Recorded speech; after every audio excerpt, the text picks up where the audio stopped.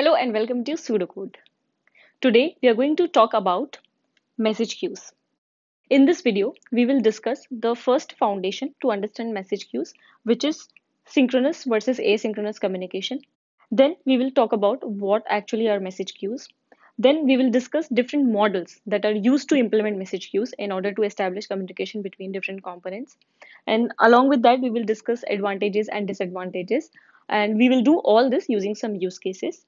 One thing to note is that in this video, we will discuss producer and consumer model in detail, and we will have a glimpse on the PubSub model because I wanted to create a dedicated video on publish subscribe model because it won't be possible to cover all of this in one video. And also I wanted to cover PubSub model using Kafka and RabbitMQ examples. So now let's get started.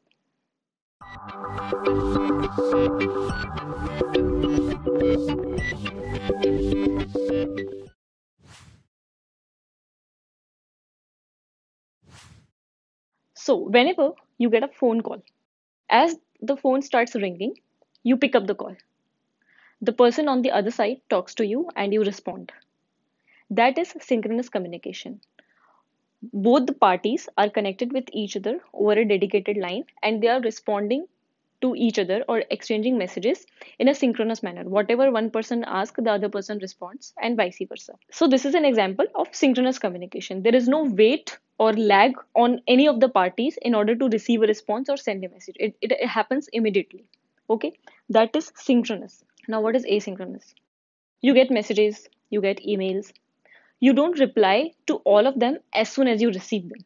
Maybe you will get a message, you will just check it, or you receive an email, you just check it and maybe process some response and respond to the person who has sent you that email or text message after some time. Okay, that is asynchronous communication. Also, the person who is sending you a text message or email is not expecting your response spontaneously. They also know that it will take you some time to respond to this when you check that. So now, when someone wants an urgent response from you, they might call you up. But when someone can wait for a response, they use some asynchronous communication method, which is like email or text messages.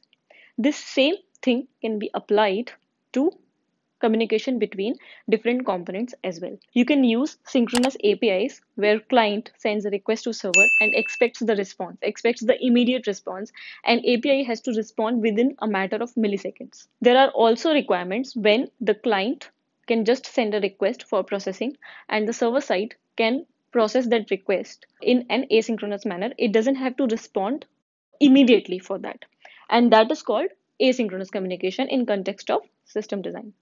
Now, let's understand asynchronous communication in detail.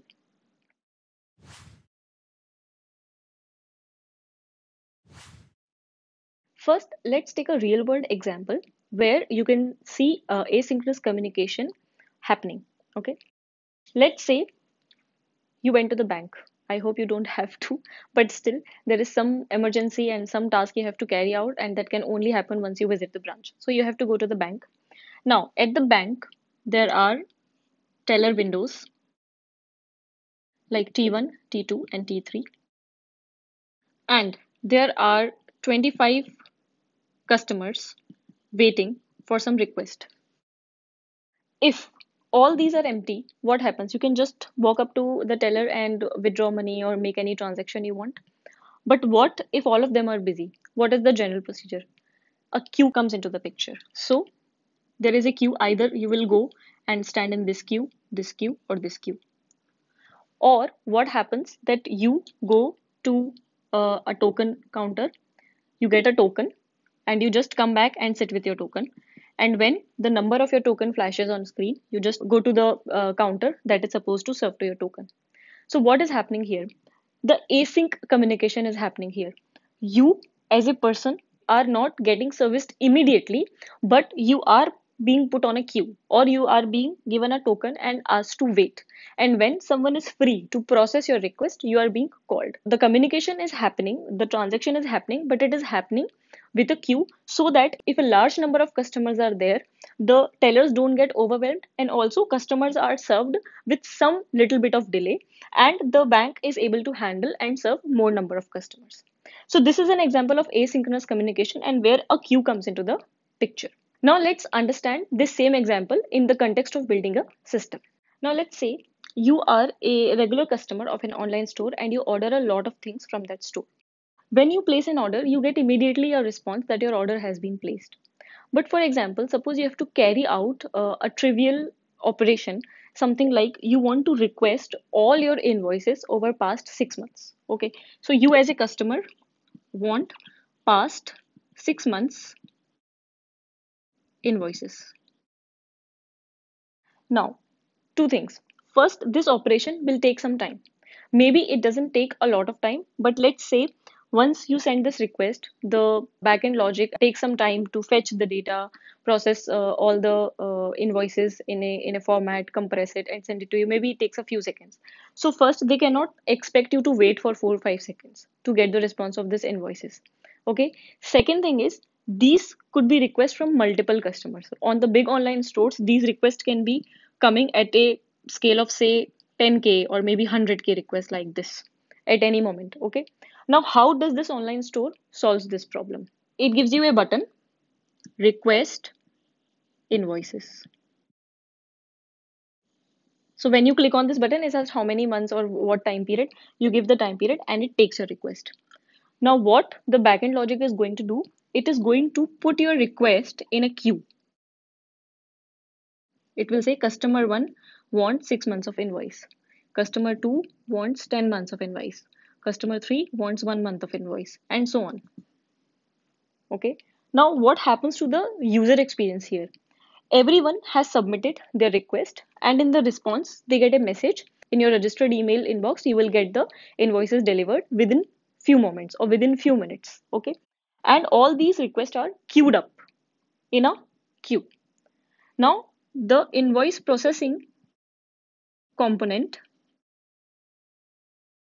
picks up these messages, finds out or downloads the invoices, and send those invoices to the email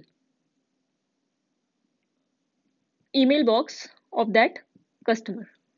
So here the whole communication is asynchronous and also it is being handled using a queue. What are the benefits? The customers don't have to keep waiting on the interface itself to look at their invoices. They can easily say, okay, it will send to my email inbox and they can come and check back in 2 3 minutes.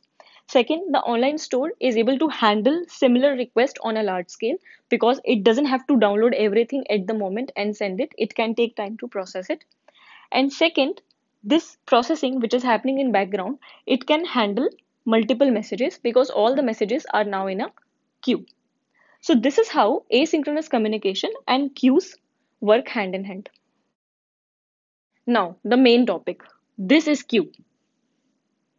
When you line up requests in a queue or in a manner that the components can read from that queue, it is just called a queue. And what does it have? It has messages. So basically, when you are lining up messages between two components to talk to each other, that is called a message queue. What are the two components here? The online store, which is pushing messages into the queue, is one component, which is telling the queue, here is the request of this customer, please download their invoices. And the invoice processing component, what it is doing, it is reading the messages from the queue and processing the request. So this is how message queues work. This is a very simple example of how message queues would work.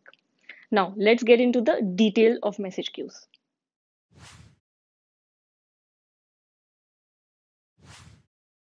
Now let's understand the technical details of a message queue. What could be a queue? A queue could be a process which has a data structure and memory to store the messages. It could be a process running on the same machine as the components which are interacting with the queue. It could be a process running on a different machine and the components have to interact with that different machine. Some examples of queues in complex systems are like SQS, Kafka, RabbitMQ, etc. Those are dedicated queue architectures built for handling highly scalable and complex systems. Okay, for a simple queue implementation, you can do that in your one or two process code as well. So that is queue. What does that queue consist of? It consists of messages. Messages are short size data which just tell what has to be done, what task has to be accomplished. Okay, just like you send messages to your friends if you want them to pick up a cake for you, or just like make a phone call, etc. Just a small messages telling what has to be done. Now, what are these components that talk to queue? So the components which add or send messages to queue are producers. Producers are the components which tell what has to be done. Okay, and then there are consumers. So consumers are the components which carry out that particular operation. So for example, when we discussed the invoice generation example, producer will put a message into the queue saying that this is the customer and generate invoice for 6 months. Okay, and the consumer code will actually pick up this message and do the processing, carry out this task which is mentioned in this message. Now, what is the advantage of doing this? First and foremost advantage is that you can handle a lot of requests. The producer can keep pushing the request into the queue. The consumer can keep processing. So if there are a lot of requests and there is no queue, and if every request has to be served by the previous request, it will block the system and the system won't be able to handle so many requests. So one first and foremost example is that you can handle a lot of load. You can actually decouple the load using a queue. All the load can be enqueued in this message queue, and then the consumers can pick up that load, pick up the messages and start executing. Second advantage is that this can be scaled. So for example, when you have smaller number of messages, you can have one consumer, but when the request and the load increased and the producers send a lot of messages in the queue, you can increase the number of consumers. So what will happen? The rate of consumption of messages will increase because now there are four consumers serving to a request. Just as we discussed the example of the bank, if there are 25 customers, maybe three windows can serve it. But if there are, say, 100 customers or 200 customers every day and it's a big bank branch, then there will be multiple windows in order to serve that. And suppose if the number of customers increase for a particular day, they shut down those windows. So you can remove these consumers. It's just the plain and simple concept of dequeuing it. Now, another advantage is, for some reason, if consumers stop working or there is some issue with this component, it goes down. The messages remain in the queue. Nothing happens to the request. So what will happen in the worst case scenario? The component that has pushed this request and is waiting for some processing to happen, that component would have to wait. But when the consumers are fixed and up and running again, it can again take these messages. So the actual processing or the data will never be lost. It will be saved in the queue. These are the basic advantages and power of message queues.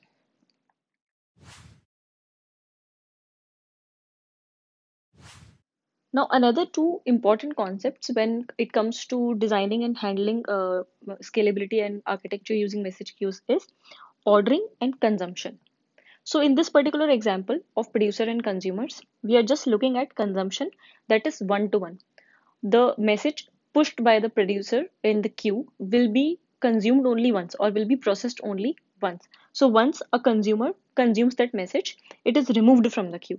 For example, this there was this message M1 and M2. Suppose C1 has processed M1, it will acknowledge to the queue that it has processed M1 and queue will remove M1. C2 takes M2 and it acknowledges that M2 is processed and the queue will remove M2. So one message is processed only once. This is one of the model of message queues. Consumption in case of a publish subscribe model is different, which we will discuss in the PubSub video. Next is order. Ordering matters a lot in terms of whether you have to decide that do you want your messages to be ordered or not. How do you decide that? It depends on the use case. For example, you are building a chat application. There the order of messages will matter because when two parties are communicating over a channel or a chat application, when one person is sending the messages, those messages have to be delivered to the receiver in the same order the sender is sending those messages. If those messages get delivered out of order, then the communication would not make sense. Okay. In case of invoice generation, the example that we have just seen where different customers are requesting invoice generation, the order doesn't matter as much. It is okay if the consumption of C1 customer's message happens before C2 customer message. So in that case, order doesn't matter. Now let's see what happens in the ordered and unordered queues, like how the consumption takes place. So let's take example of ordered queues first, which is first in first out. Amazon's SQS uses this first in first out ordered queues. So what happens in that case? Suppose there are messages like M1, M2, M3, M4, And for the simplicity, just say there is only one consumer for now because we don't have that much load. So what happens is when message 1 is consumed from C1, it is removed from the queue, then message 2 is consumed, then message 3 is consumed, and so on and so forth. So this is the order of consumption. Now what happens if there is message 5 and message 6 and the consumption of message 5 fails for some reason? The consumer cannot acknowledge to the queue that it has consumed or processed message 5. In that case, in case of ordered queue, what will happen? The queue will block the operation here. It will not let other messages pass, or it will not let the consumer pick other messages until M5 is processed. So in that case, the processing will stop because M6 cannot be processed before M5 is done. Make sense? That happens in a first in, first out queue or an ordered queue. Suppose there are multiple consumers like C2, C3, C4, and there are many messages M2, M3, M4 till M8, let's say.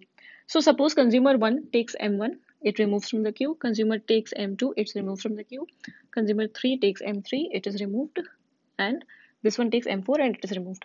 Now suppose M5 was taken by consumer 1 and consumer 1 failed to process that message and it couldn't acknowledge to the queue that I have processed this message. So the consumption will stop here. Okay, until M5 is consumed by either C1 or C2, this processing will stop and the queue will wait this message to be consumed. This is one of the downsides of having a first in, first out ordered queue. Now let's see what happens if the queue is unordered. Let's take example of unordered queue with one consumer first. So this is an unordered queue. So C1 has processed M1, it has processed M2. Now suppose what happens, M3 is failed for some reason. Processing of M3 cannot be confirmed. This M3 will be pushed into a retry or failed queue. In case of SQS, it's called a dead letter queue. It will be pushed into that dead letter queue and will be removed from here. Now the consumer one can take M4, M5, and so on. Why this is possible here? Because it is okay if the messages are consumed in the order of M1, M2, M4, M5, and then after that M3. Because M3 was failed, it gets executed after M4 and M5 have executed, and we don't have a problem with it because we don't care about the order. Now let's see how unordered queues work with multiple consumers. Let's say again there are 5 consumers and 5 messages. So consumer 1 took M1, consumer took 2 M2, M3, and now for some reason consumer 4 took M4 but it couldn't be processed. So what will happen? M4 will be again moved to a dead queue or a retry queue and consumer 4 can pick up M5. Once this M3 has to be like resurrected or retried, maybe C5 can take care of it. So again, since we don't care about the order, consumers can pick up any of the messages which are not processed from the queue, and failure of the messages do not stop the consumption of the processes. One of the strategies that is used in case of unordered queues is, for example, M3 was failed here. Once it is ready to be retried, it will be pushed to the back of the queue. So after this queue gets empty, like it is processed till M5, then M3 will come for processing. There are different techniques to do this depending on the solutions that you are using. In a nutshell, what do you have to consider when you are using a queue, or when do you have to consider using a queue?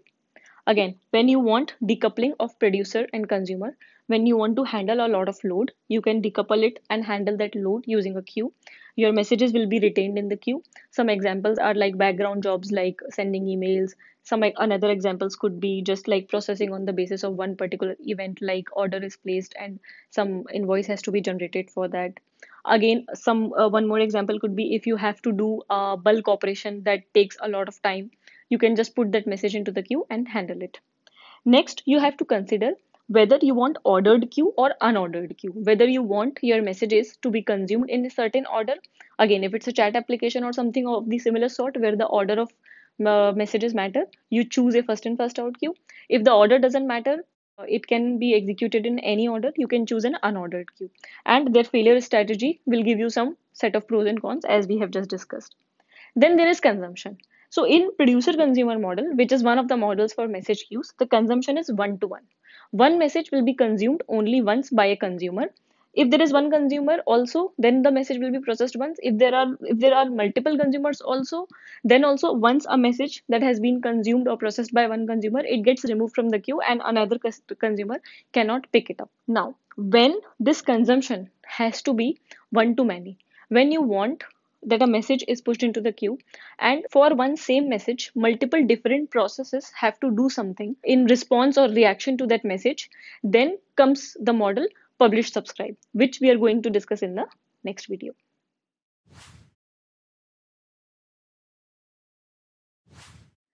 A lot of people requested me for doing a summary at the end of the video, so it is easy to reinforce and retain. So let's get into the summary of this video. So in this video, we talked about asynchronous and synchronous communication, how asynchronous communication can help us do larger processing in the background, and how there are use cases like processing a lot of data, or just sending emails for logs, or for the invoice generation at the background, where the user doesn't want immediate responses. We can use asynchronous communication. Then we discussed about what are messages and what are message queues, and how message queues help us in scaling our system, how message queues help in decoupling the producer component and the consumer component. Then we discussed the factors of message queues, like what are the factors that you have to consider while choosing a message queue for your system, like the ordering of the messages, the consumption of the messages, if it has to be one to one or one to many. Then we discussed one of the models for message queues, which was producer and consumer model. How producer and consumer model works, what are the advantages of producer and consumer model, like scalability, decoupling, etc. And then we discussed some failure cases, like how failure of message consumption is handled in message queues, if they're ordered message queues or unordered message queues, or when there are multiple consumers or single consumers. We discussed all those cases. I have attached some links in the description that you can go and check, and also there is a small code snippet, like a pseudo code snippet, which explains how actually a queue would internally work. I hope this video has added value to your time. You were able to learn something. Let me know if that was the case. Let me know if that was not the case. If you have any doubts, any comments of anything that could be improved, or any part that you didn't understand, or anything related to this video, please don't forget to add that in the comments. And at last, please like, share, and subscribe. Thank you. See you next time.